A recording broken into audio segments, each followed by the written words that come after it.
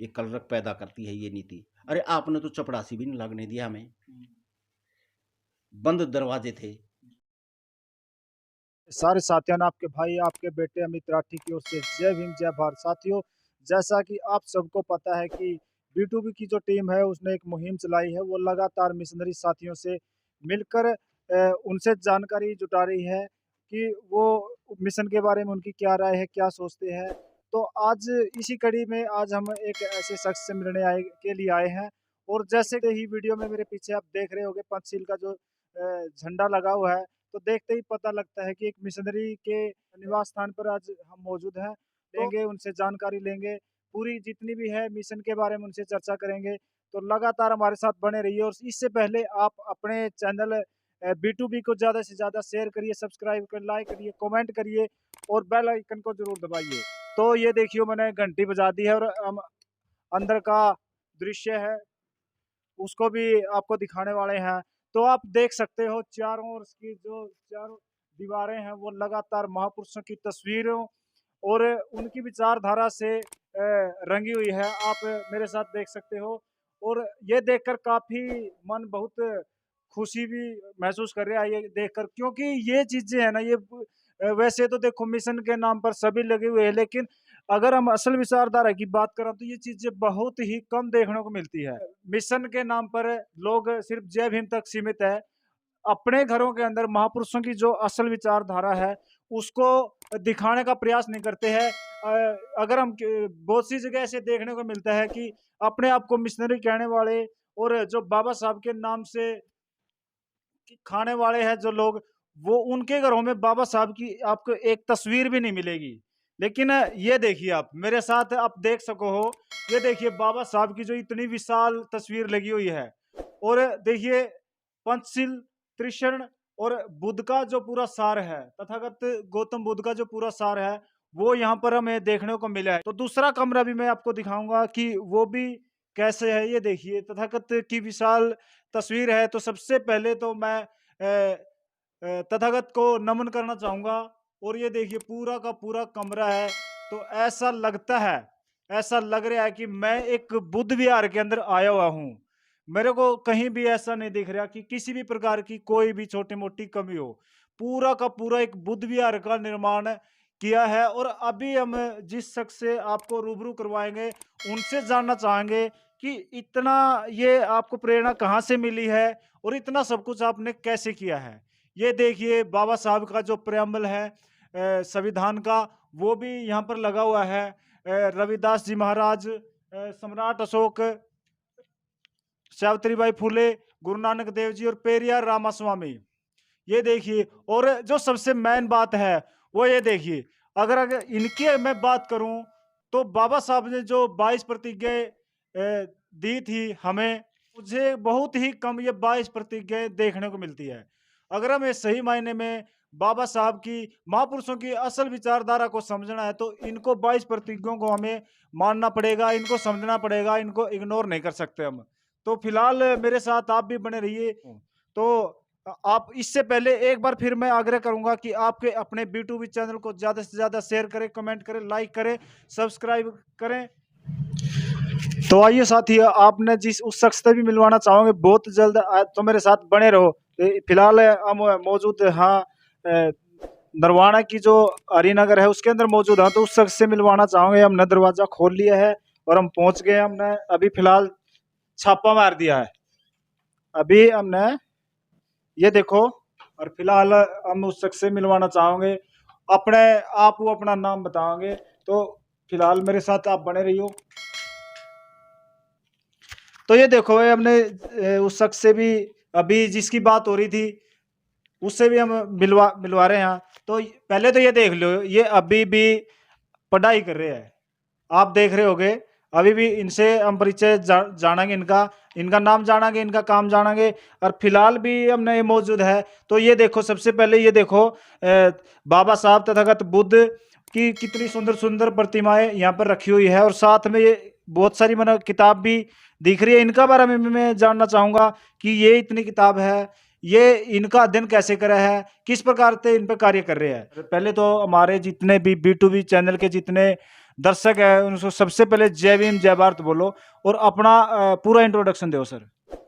मेरा नाम सुलेख मानव बौद्ध है और सभी साथियों को जो बी टू बी जो चैनल के चाहने वाले हैं, जो इससे प्यार करते हैं, उनको सबको जय भीम, नमो बुद्धाय, जय संविधान और जय विज्ञान। तो सर जैसा कि हमने आपको देखा है, ये पहली बात तो हमने आपके निवास स्थान पर आके ही एक अलग झलक मिली है जो इस प्रकार की बहुत ही कम देखने को मिला है। तो इसके पीछे का कारण क्या है, आपने मिशन की जानकारी कब तक लगी और जो अपने घर को पूरा का पूरा एक बुद्ध विहार बना रखा है, तो उसके बारे में बताओ थोड़ा सा। देखो, जो भी आज हम जिस भी मुकाम पे हैं, वो सिर्फ और सिर्फ बहुजन क्रांतिकारी महापुरुषों की बदौलत हैं, जिसमें मुख्य रोल तथागत भगवान बुद्ध और बाबा साहब डॉक्टर बी आर अम्बेडकर जैसी महान विभूतियों को हम याद ना करें, हम उनको अपने घर में तस्वीरों में ना रखें, तो इंसाफी हम मतलब बेइंसाफी होगी उनके साथ। तो सर आपने या आग आपके अंदर कब लगी कि मिशन से जुड़ना है?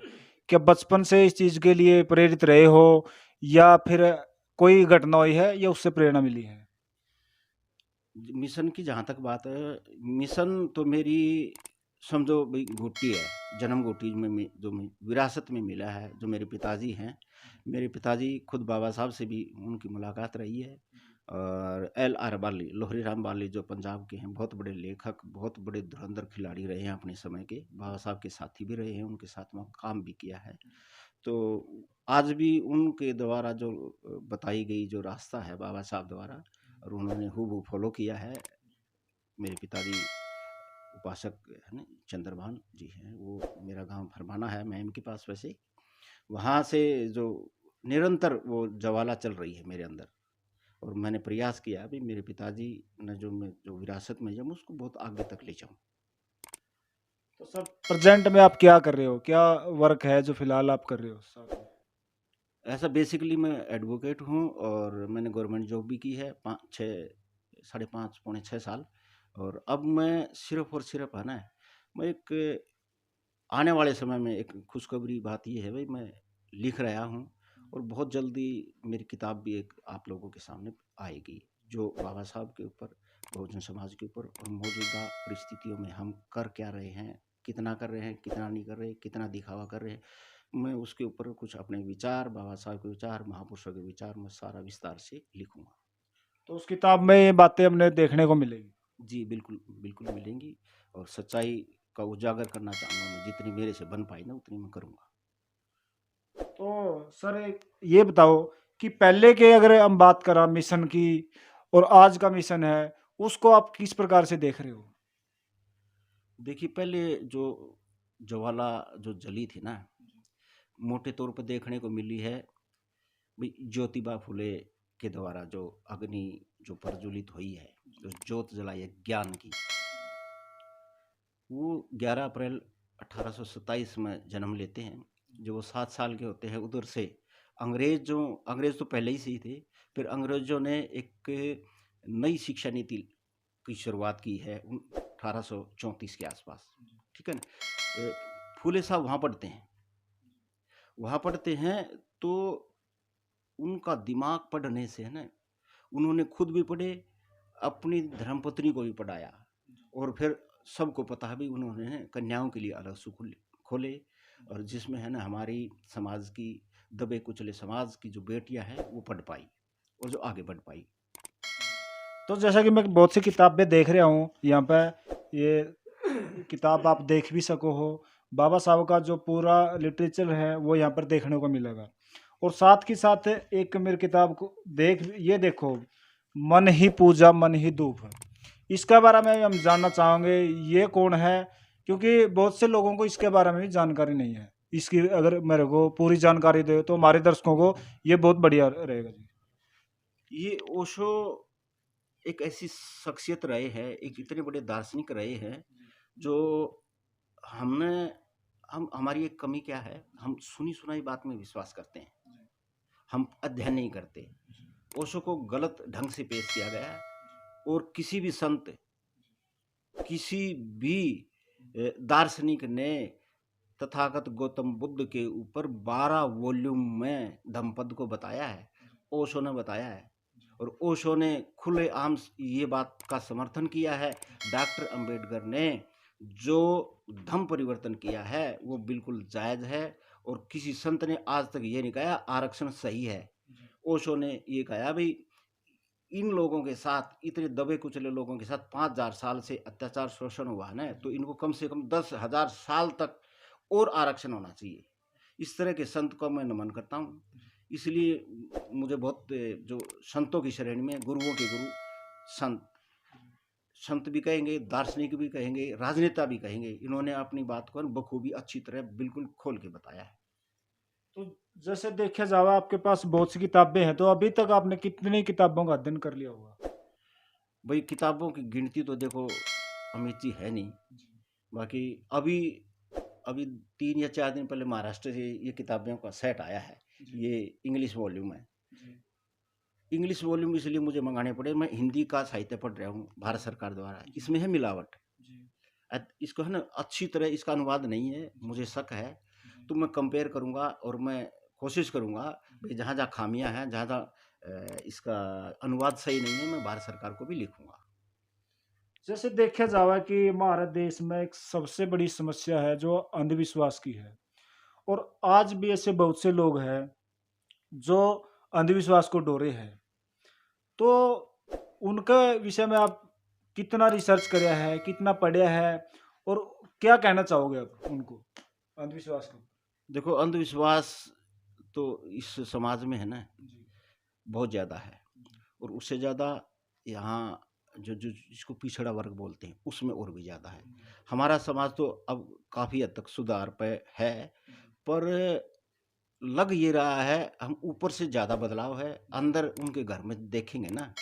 और मैं तो एक ये आपसे एक निवेदन ये भी करता हूँ, जब ये कड़वा मीठा चौथा है ना, उस दिन है ना आप इन पढ़े लिखे घरों में जाएं और अपने बैग में खाने का सामान रखें, उनकी जो महिलाएं हैं तो उनको खिलाएं बीच में। यदि वो तोड़ देती है तो सही है, व्रत तोड़ देती है या नहीं है, तो एक मेरी ये रिक्वेस्ट ये भी है। इस तरह अब मुझे उम्मीद है आप नौजवान साथी हैं, इस तरह का बीड़ा उठाएंगे। चैनल से मेरी रिक्वेस्ट आपकी टीम से इस तरह का, बल्कि पहले आगाह कर दे समाज को भाई आज छापा पड़ेगा। जी। तो समाज में अंधविश्वास ना रहे, तमाम महापुरुषों ने इसके लिए कार्य करे। और अगर हम देखा जावा तो जैसे भारत में जातियों का की जो व्यवस्था है, उन जातियों से लिगड़ कर समाज के संत महापुरुष अलग अलग विचारधारा एक है सबकी, लेकिन अलग अलग अगर समाजों की बात करें तो उनसे लिगड़े हैं। और देखा जावे तो उन्हें ही जो जिस समाज से वो निकले हैं, वो उन लोगों को उनकी जानकारी नहीं है उसके बारे में। उनसे आप क्या कहना चाहोगे? तो उसके बारे में उदाहरण सहित बताओ कुछ। देखो अमित जी, इसमें वैसे तो जातियां हैं, और महापुरुषों ने बताया भाई जाति है जाति नहीं। यहाँ इस देश में लगभग अब तक ये लग रहा है भाई नहीं जाएगी, पर आप अपनी जातियों से प्रेम करके अपनी जातियों के महापुरुषों से भी प्रेम करें, और उनसे प्रेम का मायने ये है उनने जो साहित्य लिखा है ना उसका अध्ययन करें। सबसे पहले जो हम शुरुआत करेंगे ज्योतिबा फुले, सावित्रीबाई फुले। ज्योतिबा फुले ने गुलामगिरी लिखी है। ज्योतिबा फुले का जन्म 1827 में होता है सैनी समाज में, और पहले माड़ी समाज था और आज शाक्य समाज है। शाक्य समाज का मतलब ये है हम बुद्ध के वंशज हैं। तो हमें है ना बुद्ध को भी पढ़ना चाहिए, उन लोगों को, और गुलामगिरी को पढ़ना चाहिए विस्तार से। सैनी समाज में जन्मे, माड़ी समाज में जन्मे ज्योतिबा फुले को पढ़ना चाहिए। कुम्हारों को रामस्वरूप वर्मा, संत राम बीए ने जो साहित्य लिखा उसका अध्ययन करना चाहिए। ठीक है। नाई में कर्पूरी ठाकुर हैं, उनको पढ़ना चाहिए। धानक समाज में कबीर साहब को पढ़ना चाहिए। वाल्मीकि समाज में माता दीन भंगी का अध्ययन करें। ओम प्रकाश लेटेस्ट जो अभी रहे हैं, ओम प्रकाश वाल्मीकि को पढ़ें। जाटों में सर छोटू राम को पढ़ना चाहिए, जाट भी शूद्र हैं। ये कभी अलग से मैं बनाऊंगा वीडियो जिसमें विस्तार से बताऊंगा। भाई लाहौर हाई कोर्ट का फैसला है, इन लोगों ने कहा था भाई हम क्षत्रिय हैं, उन्होंने फिर ये फैसला था, बाकी लंबी बहस का विषय है ये। और कोई भी साथी देखना चाहे तो आज है ना, नेट पर सब कुछ है, नेट पर देखे भी जाट शूद्र है, ठीक है। और हमने हमें विस्तार से पढ़ना चाहिए। और वाल्मीकि समाज जो आज है ना आदि धर्म में फंसा हुआ है, और चमार जो है ना वो रैदासिया धर्म में फंसे हुए हैं। भाई उनका है ना हमें बैठ के है ना विस्तार से उनसे पूछ लेना चाहिए, या हमें विचार विमर्श करना चाहिए ये इस तरह का हमने क्या कर रखा है। ये सिर्फ और सिर्फ बाबा साहब के मिशन को रोकने के लिए मैं सीधा सीधा ब्लेम कर रहा हूँ। एक बात मैं जानना चाहूँगा, जैसे हमारे जितने भी महापुरुष रहे हैं, चाहे वो बाबा साहब की बात करो या ज्योतिबा फुले की बात करें या मान्यवर साहब कांशीराम की बात करें हम, तो उन्होंने समय-समय पर देखा जावे एक समाज को एक दिशा देने के लिए उन्होंने भी संगठनों का निर्माण किया था। वो किस प्रकार था और आज के जो संगठन हो रहे हैं, वो किस आधार पर कार्य कर रहे हैं? बिल्कुल, ये प्रश्न बहुत वाजिब है आपका। देखिए, महापुरुषों ने कोई कमी नहीं छोड़ी है, कमी है तो हमारी है। उस टाइम भी कुछ जिस परिस्थितियों में समाज था, बड़ा गरीबी में उस टाइम यूँ मोटे तौर पे ये कहते हैं, भूख भी देखी थी हमने। उस समय भी बाबा साहब ने 20 जुलाई 1924 को बहिष्कृत हितकारिणी सभा का गठन कर दिया था। इस आरएसएस से पहले, आरएसएस का गठन होता 1925 में। फिर साथ के साथ बाबा साहब ने समता सैनिक दल बना दिया। बाबा साहब ने कोई कोर कसर नहीं छोड़ी, हमें समझाने के लिए हमने प्लेटफॉर्म दाने जो खूब दिया है। देखिए, फिर उन लोगों का समता सैनिक दल दे दिया। उससे भी पहले जो अध्ययन किया ना ज्योतिबा फुले ने 1873 में सत्यशोधक समाज का गठन कर दिया। सत्यशोधक समाज से समाज जागृत हो रहा था। इन लोगों ने क्या प्रोपगंडा किया? 1875 में आर्य समाज का गठन कर दिया। महापुरुषों ने कोई कोर कसर नहीं छोड़ी, इन लोगों ने भी नहीं छोड़ी। ये लोग इनकी आज भी क्लासेस लग रही हैं, हर गांव में लगने लग चुके हैं। जो बड़े बड़े गांव में, दनौदा जैसे अपने पास में गांव है, वहां भी आरएसएस की क्लासें लग रही हैं, संगोष्ठियां हो रही है, हमारी नहीं हो रही। आज जो है ना, आज हम किसी भी एंगल से इनकी तो पूरी रूपरेखा, हमारी एक भी रूपरेखा नहीं है। इनके मुकाबले हमने करना क्या है? हम एक दूसरे में उलझे हुए हैं, हम एक दूसरे की कमियां निकालते रहते हैं सारा दिन। हम अध्ययन नहीं करते।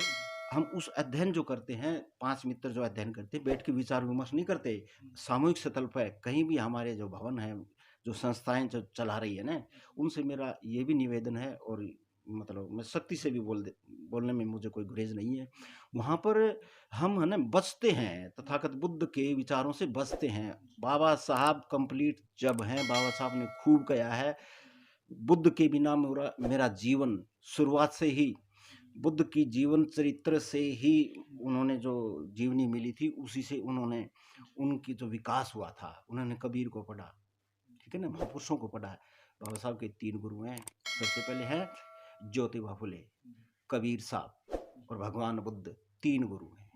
और वो बताते हैं अपना। वो देखो, एक और नई बात मैं बताना चाहता हूँ। भारत सरकार के 1 से 40 वॉल्यूम आए अब की बार। उसके अंदर नई बात क्या है, मुझे क्या लगी? मुझे ये लगी, ये वॉल्यूम नंबर है 40, और इसमें बताना चाहते हैं वर्ष 46 से लेकर 56 तक इसमें बाबा साहब ने क्या क्या कहा है। ये जरूर पढ़ना चाहिए हर इंसान को। इससे पहले नहीं, कारण इसका ये था, ये था मराठी का साहित्य। अब मराठी से हिंदी में अनुवाद हुआ है।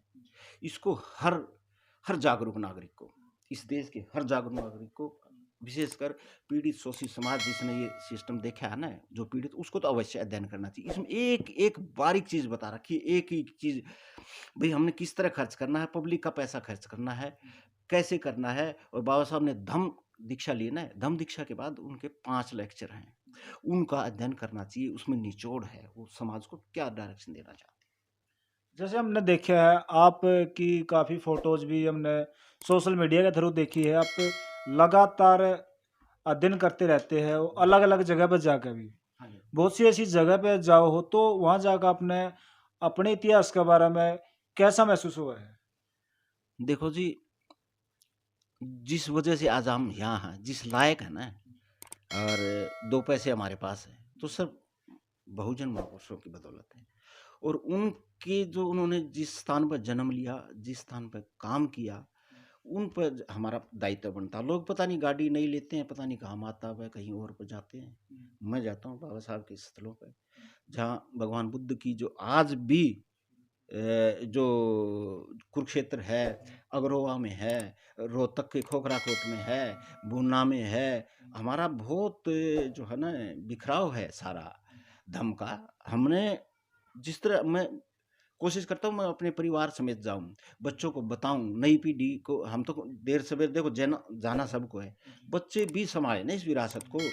हाँ, पिछले दिनों में गया था, लखनऊ में गया था, बाबा साहब का जो स्मारक है, मान्यवर काशीराम जी का स्मारक है, जो पुरानी विरासत जो बहन मायावती ने बनाई है, उसको बखूबी देखे हैं, वहाँ रहे हैं, एक एक चीज़ को बारीकी से देखा है। फिर हम गए गया में, गया से फिर बोध गया। बोध गया में तथागत भगवान बुद्ध ने जो परम ज्ञान की उपलब्धि हुई है, उनको बारीकी से देखा, वहाँ रहे, वहाँ बैठे। वहाँ आज भी कुछ स्मृतियाँ मेरे पास हैं, जो आपको भी भेंट करूँगा, दिखाऊँगा। जैसे मेरे पास है ना, वहाँ बोध गया में वहाँ बोधि वृक्ष है, देखेंगे लोग है ना, वर्ष मतलब महीनों इंतजार करते हैं कोई बोधि वृक्ष का कोई पत्ता गिरे। और वो मेरा सौभाग्य कहो, कुछ भी कहो, मेरा जिसकी मैं आज इतने पत्ते इकट्ठे करके ले आया, और ये आज जीवित है ना, जिंदा याद दिला रहा, बुद्ध जिंदा है। आज इस तरह की चीज़ें हमारी उसमें होनी चाहिए। ये प्रतीक के रूप में है, जैसे ये प्रतीक है। ये चीज़ें मैं बीज भी ले आया हूँ वहाँ से, एक समय बोधि वृक्ष का बीज है। और ये मैं अभी मैं कोशिश करूँगा इसको है ना, विपස්සना वगैरह का मैं पूरा मेडिटेशन कोर्स करने के बाद में इसका है ना उगाऊंगा। तो अब मैंने और किताब भी दिख रही है जी कुछ, ये किताब देखिए, दिखाइए एक बार, ये किताब कौन सी है? ये किताब है बहुजन वर्णमाला, यानी कि छोटे बच्चों को है ना हम क्या दे सकते हैं। देने वाले देखो, सज्जन सिंह क्रांति है कोई, उन्होंने लिखा है, सम्यक प्रकाशन का है। हम छोटे बच्चों को है ना इस तरह अपने को, छोटे बच्चों को अपना इतिहास बताना जरूरी है। जैसे अभी ये लोग है ना, इतिहास नया तैयार हो चुका है इनका, ऐसे अर्जुन, परंतु यहाँ अशोक महान पढ़ाया जाएगा, आ से अम्बेडकर पढ़ाया जाएगा, और इतिहासकार ई से ईवी रामास्वामी पेरियर, ईवी रामास्वामी, उद्यम सिंह, उद्दा देवी, एकलव्य, ऐतिहासिक ऋषि में हमारा शंभुक ऋषि को पढ़ाया जाएगा, ओम प्रकाश वाल्मीकि। औ से क्या बनी? औषधि बनी। ये अंग से अंगुली माल, अंगूर नहीं, उंगली माल को हमें पढ़ाना होगा। कबीर साहब, खुसरो भंगी, मंगू मेहत्र, घासीदास, चंद्रगुप्त मौर्य, छत्रपति शाहूजी महाराज, जगदेव प्रसाद, झलकारी बाई, टंट्या भील, ठाकुर गुरुचंद, डी के खापर्डे साहब, बाबा साहब के जो दाएं बाएं बाजू रहे हैं, ठीक है। तक्षशिला विश्वविद्यालय, थेर भंते जी, दीनाबाना वाल्मीकि है, धम्मचक्र है, नारायण गुरु हैं, पसेंदी महाराज हैं, फातिमा शेख हैं, बहुजन नायक साहब कांसीराम हैं, भगवान भैसे भगवान बुद्ध हैं, महात्मा ज्योतिबा फुले हैं, यशोधरा हैं, रमाबाई अंबेडकर है, ललित सिंह यादव है, और ये विजय स्तंभ है हमारा, ठीक है। ये शिवाजी महाराज हैं, ये प्रसाद हैं, ये सावित्रीबाई फुले हैं। ये है से हाथी बनेगा, और से क्षमा बनेगा, और त्रय से त्रिपीटक बनेगा, और जैसे ज्ञानवान बनेगा। ये हमारी वर्णमाला ही है, बच्चों को हमें दिखाना चाहिए। इंग्लिश का भी इसी तरह है, बहुत लंबी वीडियो हो जाती है। देखिए, ऐसे अंबेडकर बनेगा, उंगली माल बनेगा, अजंता की बी से बुद्धा बनेगा, बोध गया बनेगा, बिरसा मुंडा बनेगा, ये चंद्रगुप्त मौर्य बनेगा। ये हमारे पास बहुत लंबा चौड़ा साहित्य है, हमें बच्चों को है ना इस तरह हमें। ठीक है सर, ठीक है। ये देखो आपने इतने बढ़िया तरीके से बताया है। तो ये बताओ, एक लास्ट सवाल है आपसे, जैसे शिक्षा नीति की अगर हम बात करें तो उसको लेकर आपके क्या विचार है? वो शिक्षा नीति कैसी होनी चाहिए, उसके ऊपर बताओ तो। देखिए साहब, शिक्षा नीति की बात करें ना, लॉर्ड मैकाले सबसे पहले है ना, मैं सर उनको देना चाहूँगा। उनका जन्म 1800 में होता है, और उन्होंने लॉर्ड मैकाले ने एक समानता की बात की, उन्होंने देखा भाई यहाँ असमानता है, पढ़ाई के नाम से है, न्याय भी नहीं है। उन्होंने है ना 1834 में नई शिक्षा नीति लाई, उसका हम स्वागत करते हैं और हम सुनी सुनाई बात में विश्वास ना करें। अमूमन दूसरा समाज क्या दुष्प्रचार करता है, दुष्प्रचार ये करता है, ये कलरक पैदा करती है ये नीति। अरे आपने तो चपरासी भी नहीं लगने दिया हमें, बंद दरवाजे थे, गुरुकुल व्यवस्था थी, हमें नहीं घुसने दिया। इन्होंने तो सब दरवाजे खोल दिए, जिसकी वजह से महात्मा जो है ना ज्योतिबा फुले महामना, जो ज्योतिबा फुले पड़ गए, जिसकी वजह से उनकी वजह से बाबा साहब पढ़े, ठीक है ना। लंबी लड़ाइयाँ लड़ी है, राजनीतिक उनका रहा है, कैरियर रहा है। तो ये उनकी जो अंग्रेजों ने जो दिया ना, सारे बुरे नहीं थे। हम उनको नमन इसलिए करते हैं भाई उन्होंने हमारे लिए भी समानता का रास्ता खोला, पानी पीने का अधिकार दे दिया, स्कूलों में घुसने का दे दिया, मंदिर में घुसने का दे दिया। इनने नहीं घुसने दिया, वो अलग बात है। तो सर B2B लगातार मुहिम चलाए हुए है, उनका प्रयास है कि समाज के जितने भी हमारे एक्टिविस्ट है, गायक है, कलाकार है, किसी भी प्रकार से वो मिशन से जुड़े हुए जो भी साथी है, उससे लगातार जुड़ने का प्रयास है उनका। तो उसका बारे में आप B2B टीम को क्या कहना चाहोगे? भाई B2B जो चैनल है, मैं उसको ढेर सारा साधुवाद देता हूँ और अलग से इसलिए देना चाहता हूँ, उस समाज के आज भी है ना, समाज में काम करने वाले लोग हैं, बहुत से लोग हैं जिसका समाज को पता नहीं है, पढ़ने वाले भी हैं, लिखने वाले भी हैं और कुछ गायक भी हैं, कुछ बच्चों को पढ़ाने वाले भी हैं, फ्री एजुकेशन देने वाले भी हैं। उनकी तरफ भी ध्यान है, ये मुझे बहुत अच्छा लगा। और बाबा साहब ने सबसे ज़्यादा फोकस इस बात किया था, 4 स्तंभ है लोकतंत्र को बचाने के लिए। हमारे पास मीडिया नहीं है, मीडिया का होना ज़रूरी है, बल्कि जितने नौजवान साथी मीडिया का प्रचार करेंगे, अखबार हमारा नहीं है, प्रिंट मीडिया नहीं है, इलेक्ट्रॉनिक मीडिया नहीं है, सिर्फ आज एक युग चल रहा है। आज युग किस चीज़ का है? सोशल मीडिया युग। कभी एक इतिहास में लिखा जाएगा कि एक कोरोना आया था, कोरोना के बाद बहुत ज़्यादा एक सोशल मीडिया युग था। उसमें हमने हर आदमी ने अपनी भागीदारी सुनिश्चित करनी चाहिए, निभानी चाहिए। तो उसमें आप इस तरह का बेहतरीन कार्य कर रहे हैं, आपको कोटि-कोटि नमन, मैं सैल्यूट करता हूँ इस तरह के नौजवान साथियों को, जो बहुजन समाज की आवाज़ दबे कुचले लोगों की आवाज़ बुलंद कर रहे हैं। तो बड़े अच्छे विचार लगे सुलेखमान बोस जी के, और हम आगे भी इनसे बने रहेंगे। आने वाले समय में इनसे फिर समय लेंगे और इनसे और ज़्यादा हम जानना चाहेंगे, ताकि हम हमारे जितने दर्शक हैं उनको ये पता लग सके कि हमने जो विचारधारा की अगर बात करिए तो वो अपने बच्चों के अंदर किस प्रकार डाली जावे, उसको किस प्रकार बच्चों के अंदर पैदा किया जावे। तो ये देखिए मेरे हाथ में जो वर्णमाला है, बहुजन वर्णमाला, तो इंग्लिश की भी वर्णमाला है, हिंदी की भी वर्णमाला है। तो लगातार बने रहिए B2B के साथ। आने वाले समय में आपको फिर एक नए एक्टिविस्ट से के साथ रूबरू करवाएंगे। तो फिलहाल मेरा आपसे एक बार लास्ट बार अनुरोध है कि वीडियो को ज़्यादा से ज़्यादा शेयर करिए, कमेंट करिए, लाइक करिए और अपने अपने चैनल बहुजन B2B को ज़्यादा से ज़्यादा सब्सक्राइब करिए। तो जय भीम, जय भारत। कैमरामैन प्रदीप राठी के साथ अमित राठी।